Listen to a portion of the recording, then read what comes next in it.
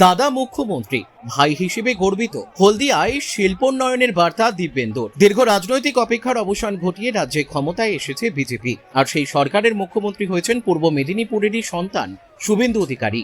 মুখ্যমন্ত্রী হিসেবে শুভেন্দুর দায়িত্ব গ্রহণের পর জেলায় বিজেপি কর্মী সমর্থকদের মধ্যে উৎসবের আবহ তৈরি হয়েছে।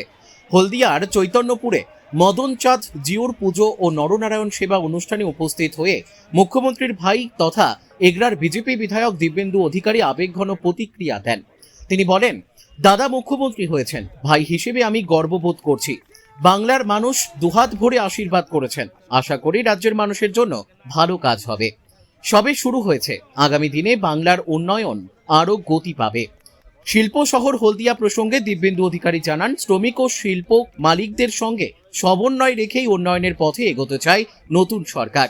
দাদা, শুভেন্দু অধিকারী মুখ্যমন্ত্রী হলেন, কেমন লাগছে? আপনার মতামত জানান। ভাই হিসেবে গর্বিত। আর বাংলা শ্যামাপ্রসাদ মুখোপাধ্যায়ের বাংলা, তিনি পশ্চিমবঙ্গের স্রষ্টা ছিলেন।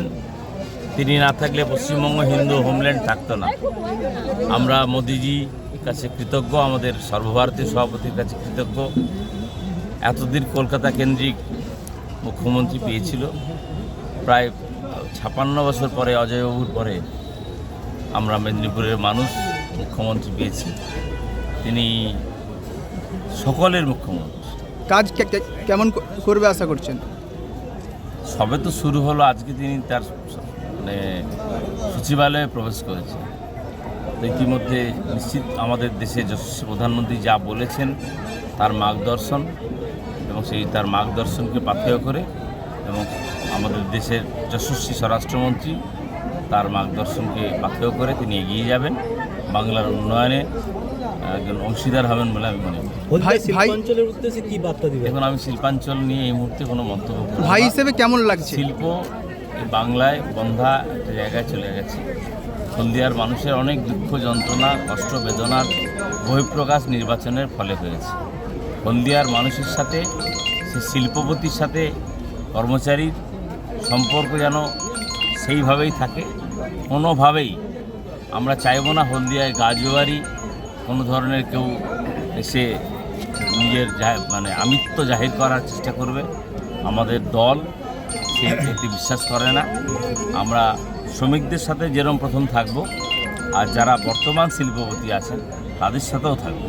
ভাই হিসেবে কতটা শিল্প বিরোধী নয়। দাদা, ভাই হিসেবে আপনি কতটা খুশি? স্বাভাবিক, কারণ একটা আলাদা ফিলিংস থাকে। আমি গর্বিত। তিনি বলেন, হলদিয়া নিয়ে এখনই বিশেষ কিছু বলবো না, তবে শ্রমিক ও বর্তমান মালিকদের সঙ্গে নিয়ে শিল্প শহর হলদিয়ার উন্নয়ন ঘটানো হবে।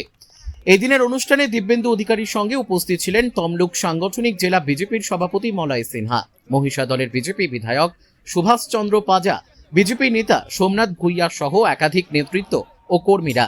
চৈতন্যপুরের এই অনুষ্ঠানে রাজনৈতিক আবহের পাশাপাশি ছিল ধর্মীয় ও সামাজিক কর্মসূচির মেলবন্ধন।